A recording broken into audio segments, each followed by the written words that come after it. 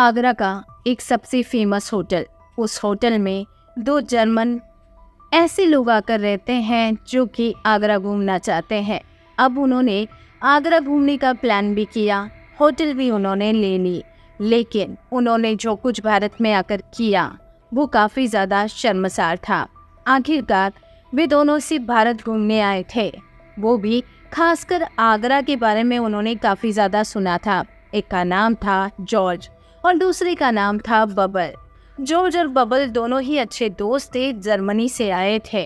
अब वो आगरा के एक सबसे बड़े 5 सितारा होटल में अपना एक रूम बुक करते हैं। पैसा उनके पास बहुत ज़्यादा था, लेकिन जैसे ही वो अपना रूम बुक करते हैं, एक सप्ताह बीत जाता है। आराम से वो घूमते फिरते हैं, लेकिन ये दोनों ही अय्यास किस्म के थे। इन दोनों को लड़कियों की आदत थी। वैसे ये भारतीय लड़कियों से संबंध बनाना चाहते थे, यानी कि वे उनके साथ रात्रि गुजारना चाहते थे। उन्होंने होटल की मैनेजर को कॉल लगाया। मैनेजर से कहा, हेलो मैनेजर, हमें 2 लड़कियों की ज़रूरत है। मैनेजर जो है वो भी काफ़ी इसी टाइप का व्यक्ति था, यानी कि ऊपर के पैसे की कमाई के लिए वो कुछ भी कर सकता था।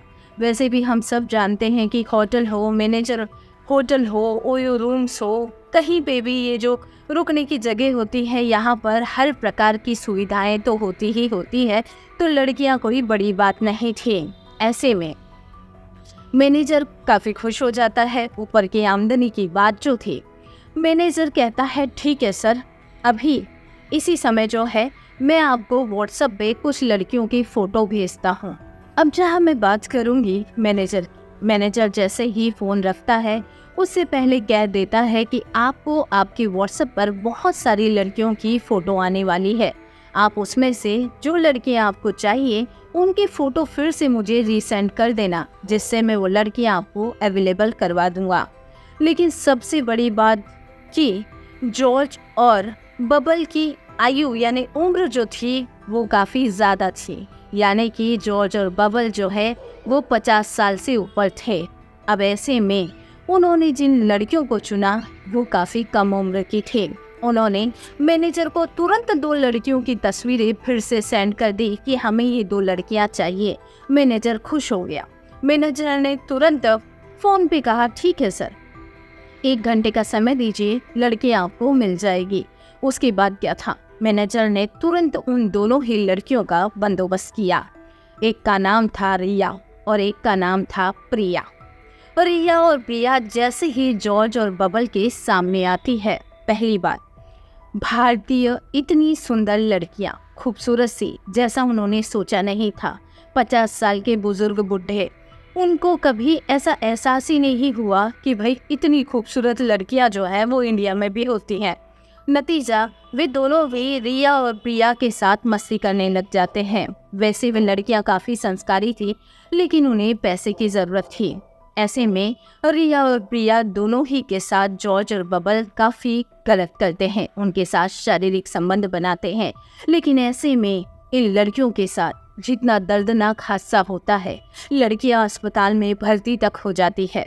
आखिरकार लड़कियों के साथ ऐसा क्या करते हैं जॉर्ज और बबल कि लड़कियों को अस्पताल में भर्ती होना पड़ता है। नमस्कार, मैं एचएम शर्मा, आप सभी को आदाब, नमस्ते, प्रणाम। आज की कहानी है एक ऐसी लड़की की जो कि काफ़ी एम्बिशियस थी, उसे कुछ करना था। अब कैसे वो लड़की आगरा पहुंचती है। दरअसल हरि प्रसाद जो है वो यूपी के उन्नाव के बरदरी गांव का रहने वाला था। उसके ईंट भट्टे का काम चलता था। आर्थिक स्थिति बहुत ही बढ़िया थी। अब ऐसे में उसकी 2 बेटियां थी, एक का नाम था जिया और एक का नाम था प्रिया। जिया और प्रिया काफ़ी होनहार थी। प्रिया बड़ी बेटी थी, उसे पढ़ने का काफ़ी चाव था। वो होटल मैनेजमेंट करना चाहती थी और उसने ऐसा किया भी है। पिता ने उसकी मदद की। उसके बाद उसने होटल मैनेजमेंट का कोर्स किया। कोर्स जैसे ही कंप्लीट हुआ, उसके बाद जो प्रिया है वो आगरा में ट्राई करने लगी अच्छी जॉब की। उसने कई सारे इंटरव्यूज़ दिए, कई जगह वो गई, लेकिन प्रिया को अपनी पसंद की जॉब ही नहीं मिली। उधर जिया जो है वो 12वीं पास कर रही थी, उसे भी दीदी की तरह बहुत कुछ बनना था। अब ऐसे में प्रिया जो है वो अपनी बहन के लिए एक तरीके से एग्जाम्पल सेट कर रही थी। अब पिता यही चाहते थे कि दोनों ही लड़कियां काफ़ी आगे जाए, इसीलिए पिता ने हमेशा अपनी बच्चों की मदद की। अब ऐसे में एक दिन आगरा से एक होटल से कॉल आता है प्रिया को और उसका इंटरव्यू होता है। वो अपने पिता के साथ आगरा जाती है। जैसे ही वो जाती है उसके इंटरव्यूज होते हैं। अब ऐसे में प्रिया वहाँ सवालों के जवाब देती है, उसे काफ़ी अच्छा लगता है। वो घर आती है, अपने इंटरव्यू से वो काफ़ी ज़्यादा सेटिस्फाई थी। उसे लग रहा था हाँ चलो सब ठीक है। अब इंटरव्यू के 5 दिन बाद उसे कॉल आती है और कहा जाता है होटल वालों की तरफ से कॉन्ग्रेचुलेशन, आपको जॉब लग चुकी है। अब जॉब में सैलरी भी बहुत अच्छी थी, मनपसंद जॉब थी। वो एक रिसेप्शनिस्ट बनना चाहती थी, जो कि उसे अच्छी सी जॉब लगी और उसे वो मिल भी गई।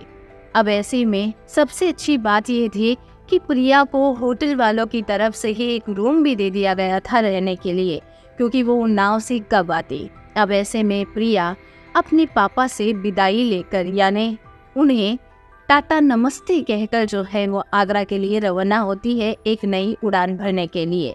वो उसी होटल में मन लगाकर काम करती है, रिसेप्शनिस्ट का काम होता है। आप सभी जानते हैं रिसेप्शनिस्ट कैसी होनी चाहिए, सुंदर होनी चाहिए, दिखने में अच्छी होनी चाहिए और वेल एजुकेटेड होनी चाहिए। ये सारे ही गुण जो है वो प्रिया में थे ही सही। अब इसी होटल में जॉर्ज और बबल आते हैं, जो कि उम्र से 50 साल से ऊपर हैं। ये जर्मनी के रहने वाले थे और आगरा घूमने आए थे।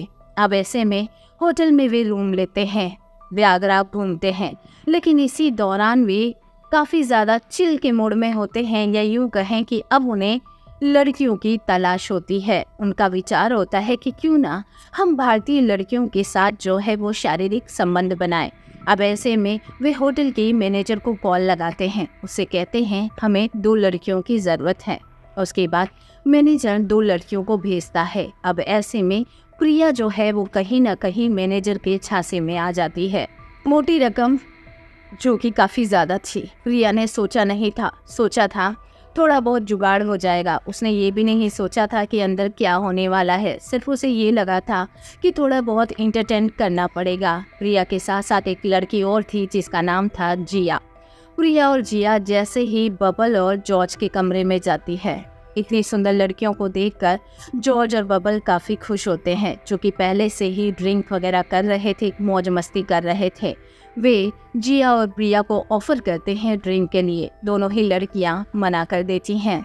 अब ऐसे में वे दोनों ही ड्रिंक करने लगते हैं। उसके बाद वे उन लड़कियों के साथ बहुत ही गलत तरीके से शारीरिक संबंध बनाते हैं, वे उनके साथ काफ़ी बुरा करते हैं।